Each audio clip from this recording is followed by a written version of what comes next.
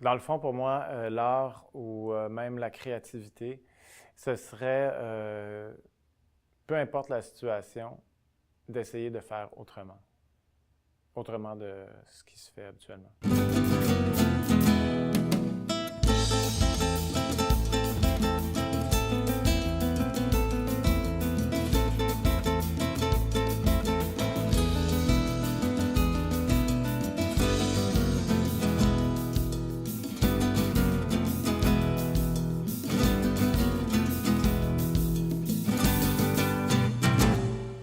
Chères spectatrices, chers spectateurs, je suis très contente et très comblée d'être aujourd'hui avec notre artiste invité, Phil Allard.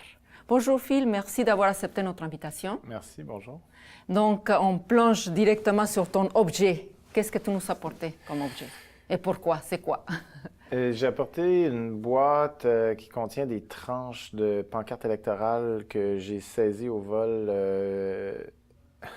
Drôle de jeu de mots, en fait, on pourrait dire que j'ai volé en 2004 durant une élection provinciale. OK. Intéressant. Ouais. Donc, en fait, c'est comme un pied de nez à la pollution visuelle de tous les visages des politiciens qu'on a de manière aberrante au visage sur les artères principales. Donc, on les voit à répétition. Ça s'appelle perte d'identité parce que j'ai voulu en fait couper leur visage, les mettre en tranches dans le sens contraire des alvéoles du coroplaste du matériau pour qu'on ne voit plus leur visage, qu'on voit à outrance. C'est un petit peu une façon de militer contre ça. Il y a des pays qui n'en ont pas. Exemple, il y a plein de villes au Japon qui n'ont pas de pancarte électorale. Et ça marche, non? Ben, ils ont chacun une grande affiche à l'entrée de la ville, puis c'est suffisant pour annoncer le politicien, ou ils ont une tribune à la télé ou ailleurs, mais ils n'ont pas besoin à outrance de polluer, parce que c'est des encres qui sont sur le coroplaste qui font qu'on ne peut pas recycler ce matériel-là. Donc, ce qu'ils font, c'est que... Ça, c'est très important, ce que tu viens de dire. On ne peut pas les recycler. On ne peut pas les recycler. Okay.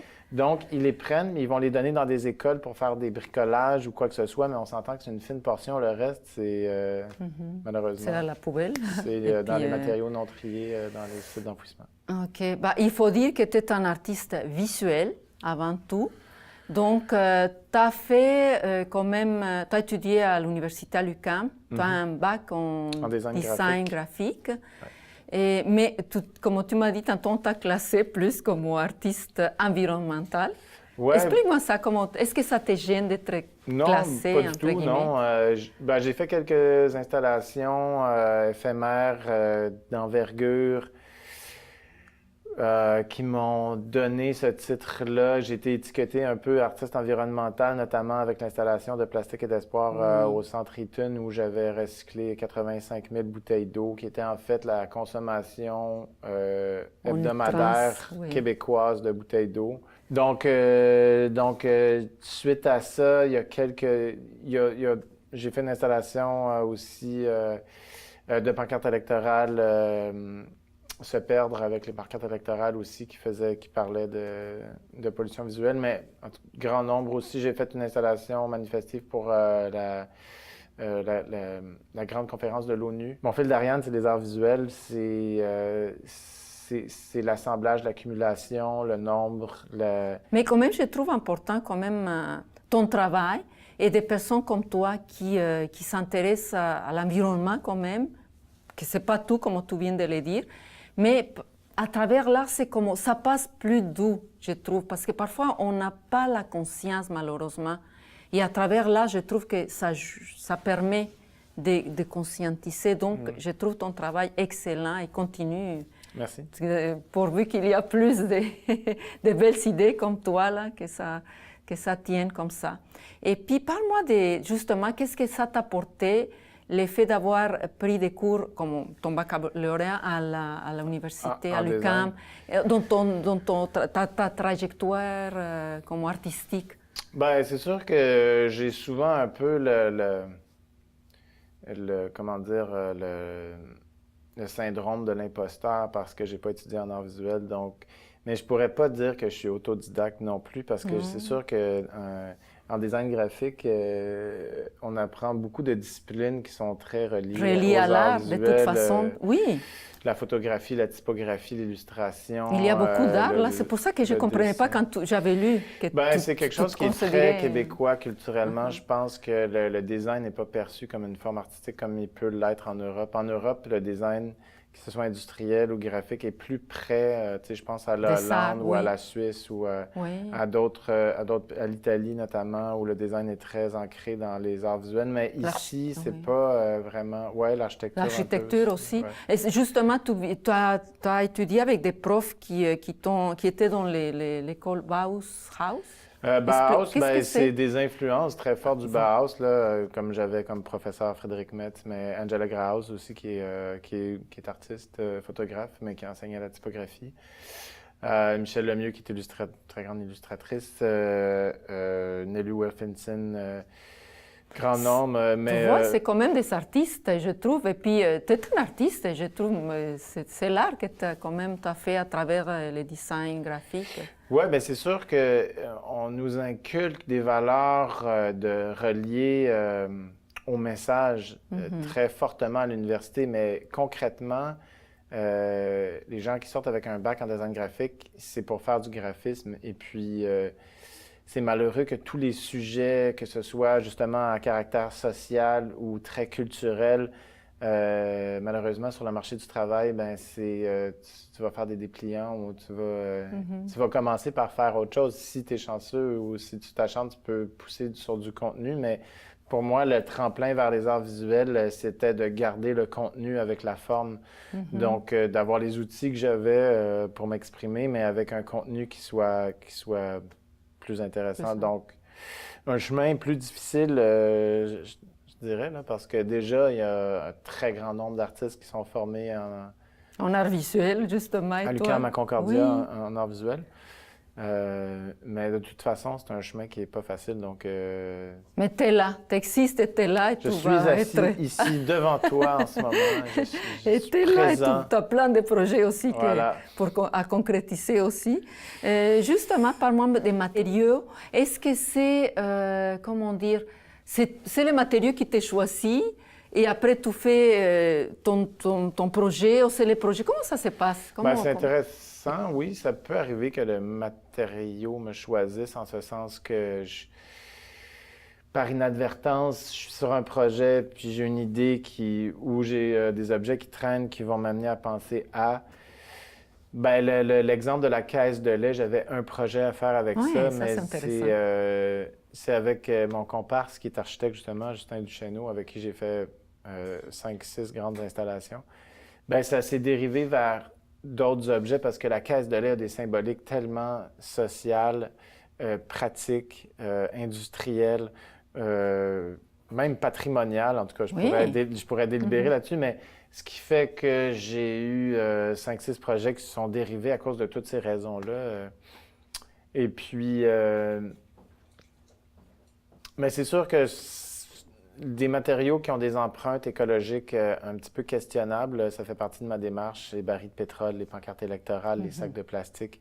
Je veux renverser le sens de l'utilité du produit et puis le mettre dans un système auquel il n'appartient pas, en l'occurrence celui de l'art, pour que les gens aient une réflexion sur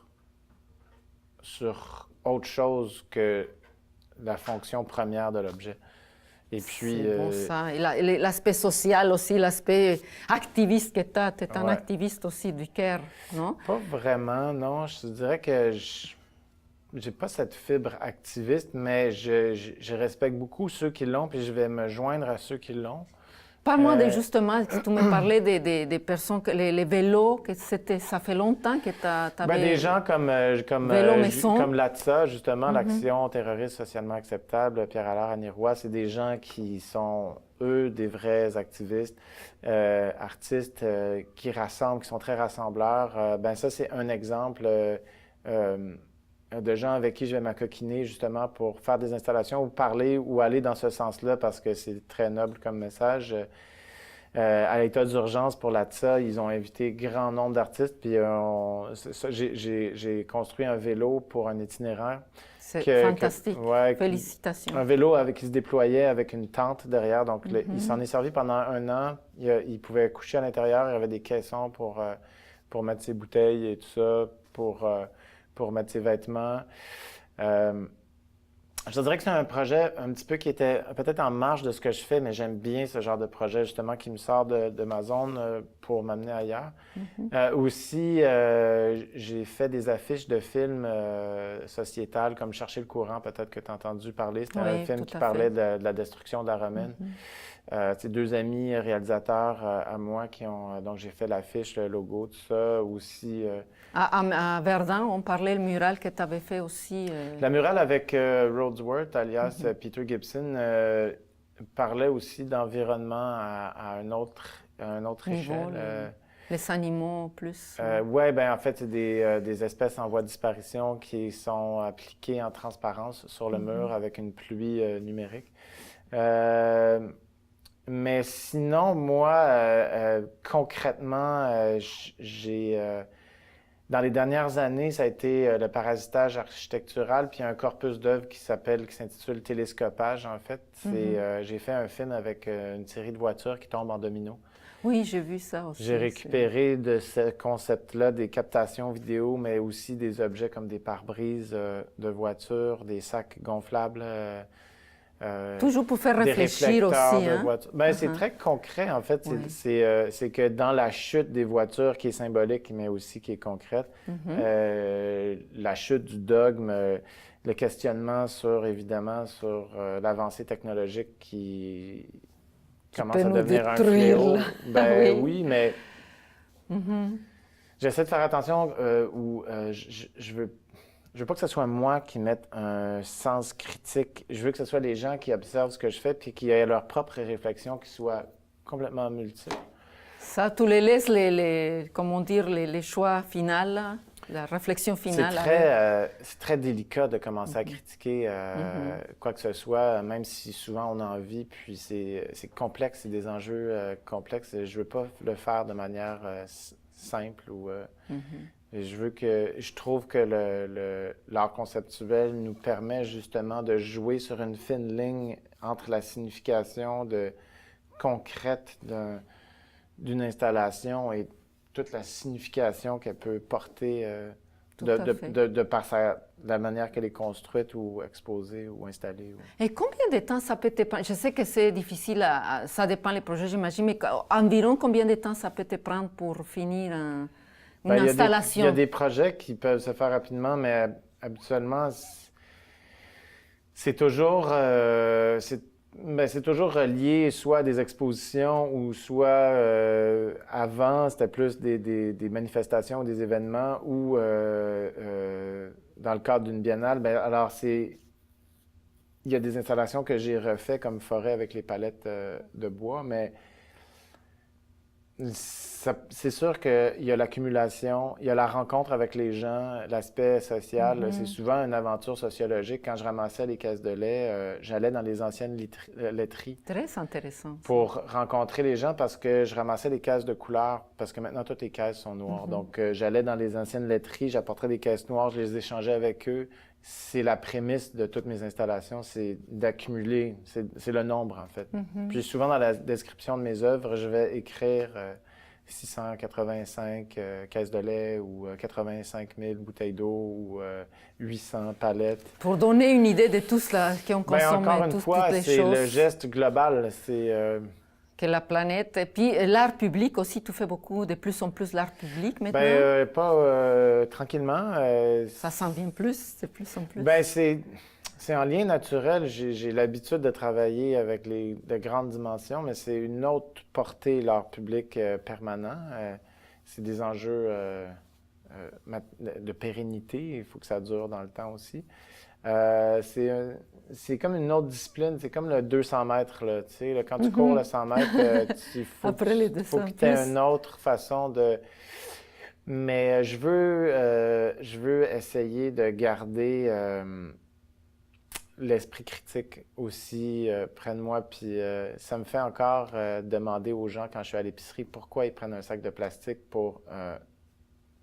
quand ils peuvent... Quand ils achètent une boîte de céréales qui est déjà dans la boîte, là, puis qu'ils le mettent dans un sac de plastique pour comme un objet, je demande, c'est plus fort que moi, je dis, mais pourquoi prenez-vous un sac? Puis les gens me regardent insultés, puis c'est comme, c'est pas tes affaires, je veux un sac, je m'en vais chez nous, puis je pense que c'est de la façon qu'on le demande, c'est comme, j'essaie de le demander poliment, puis d'entrer en communication avec les gens, je veux pas les brusquer, je veux savoir, écoute, est-ce que tu en as vraiment besoin? En as-tu vraiment besoin? Parce que tu le sais où il va finir le sac. C'est pas vrai que tu le sais pas, là. Tout le monde le sait, là. On voit les animaux mourir, ça rentre dans la chaîne alimentaire, le 7e continent, c'est... il y a 15 ans, on ne savait pas c'était quoi le 7e continent. Maintenant, il y en a dans tous les océans. C'est assez fou. Tout à fait. Quelqu'un qui laisse sa voiture rouler en plein été parce qu'il veut de l'air climatisé pendant qu'il attend sa femme qui est partie faire des courses. Je dis, mais c'est parce que nous, on respire ton gaz carbonique là, dans le stationnement là, pour que toi, tu aies de l'air climatisé. Sérieusement, est-ce que tu... Réfléchis plus de fois. Est-ce que c'est nécessaire? Crois-tu qu'on en brûle assez de CO2 dans une journée avec un parc automobile de 3,5 millions de voitures dans la province? Ouais, mais... Non, mais je l'attends pour 2 minutes. Ouais, mais toutes les 2 minutes... C'est 2 minutes de plus. non, mais fais oui. fois 3 Imagine millions de voitures. Dans le monde. Oui, c'est ce que j'allais dire, partout Québec. dans le monde entier. Ça fait réfléchir. Merci d'être là. Et j'espère que tout va continuer vraiment. On va passer à la pause parce que ça passe trop vite le temps. Là, je pourrais continuer. D'accord. On va continuer tantôt.